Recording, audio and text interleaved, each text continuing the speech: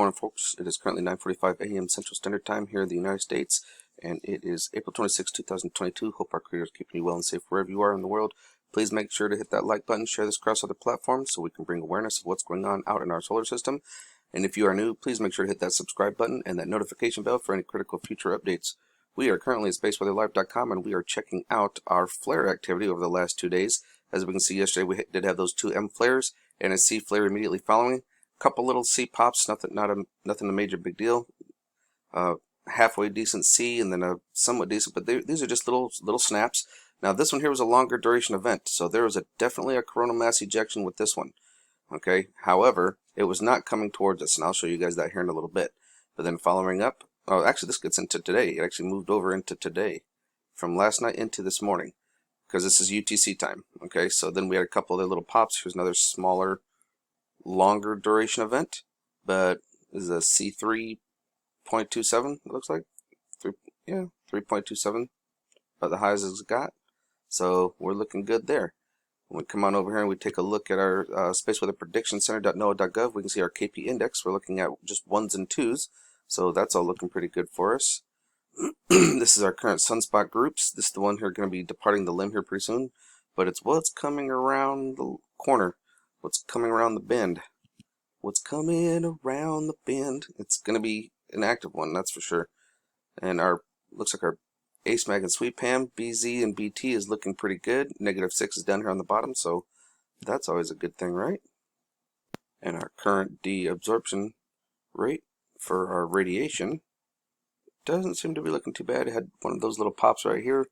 Saudi Arabia, Africa, Horn of Africa region. Got another little pop right there.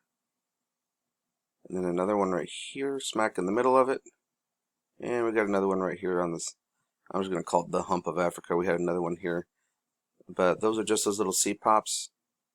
See, there we go. That was a longer duration one. And we got another one coming up here. So nothing too big to be concerned about.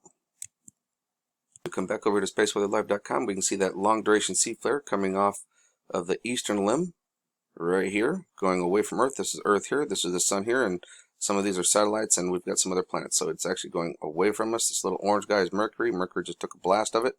Other than that, everything else is out of the way and in the clear. And this here, we're looking at SDO, and we can see this is our HMI magnetogram, and we can actually see the region coming around. We got 2909, 3000, and 3001.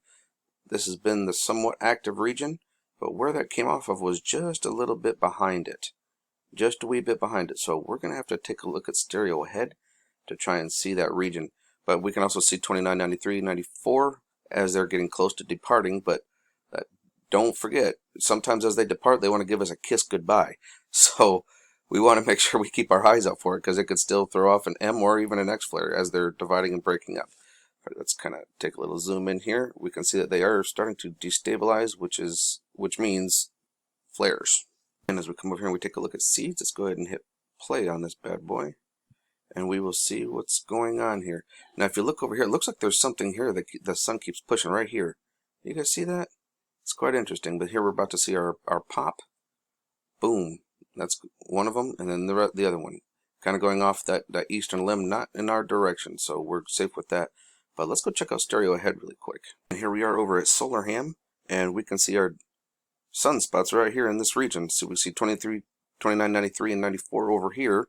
See how it looks like it's actually about to depart, like almost gone? Well, it's because we're stereo ahead. We're actually out ahead of the Earth.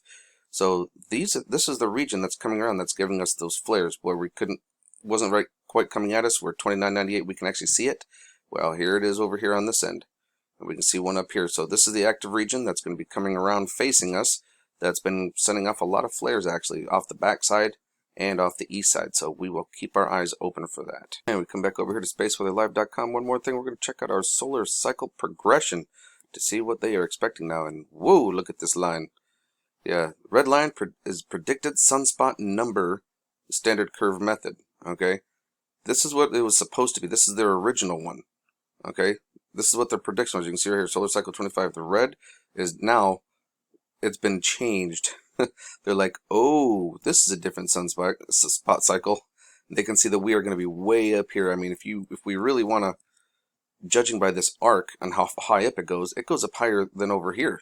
I mean, look how far up it's shooting. That's a lot of sunspot groups. We don't know how active they're going to be, but I'm pretty sure we have a pretty good idea, don't we, folks? Checking out the orange. The orange is predicted sunspot number combined method. Well, 230 versus 119, that's a lot of sunspot groups. Just a little FYI. And here we are looking at our Schumann Resonance. For disclosure, this is our Russian model, and we can see that we had a power spike of up to 17. 17 today. And it looks like there are no blackouts that are in there at all. It's a nice smooth film. There's no glitches, no delays, no blackouts. Let's see if we had any blackouts here. Did have a couple blackouts back on the 6th and on the 9th when we had this nice little power spike here, but other than that, all seems to be well here. Over at our Italian model, let's take a look at here and see what we got. This is our electromagnetic field right here, very low frequency, and as we can see, there's very little activity along the ground level. And as we check out our Schumann here, Schumann actually seems to be somewhat decent. We do have some radio noise going on in the atmosphere, and we have teeny little pings on our geophones right here, so not a huge ordeal, but it's definitely something to keep an eye on, because I mean, if anybody remembers the weekend, yeah, weekend was busy.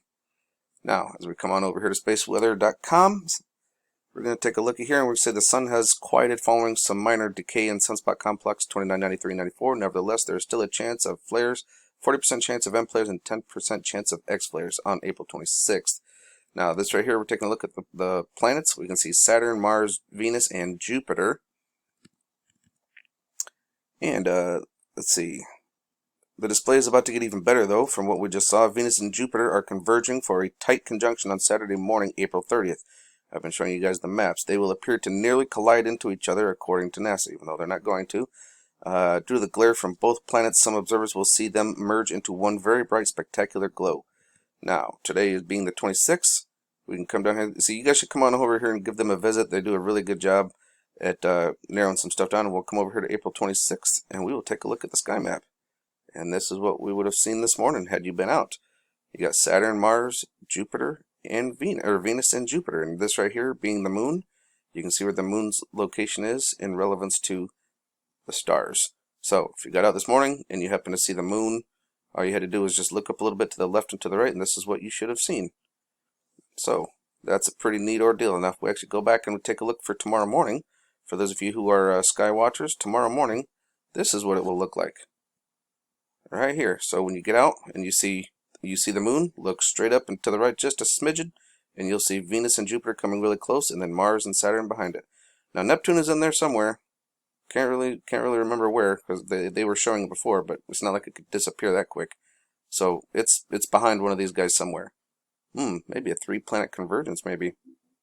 Interesting. So just remember, folks, keep your eyes open, no fear, and love is the only way forward. Solar Wolf out.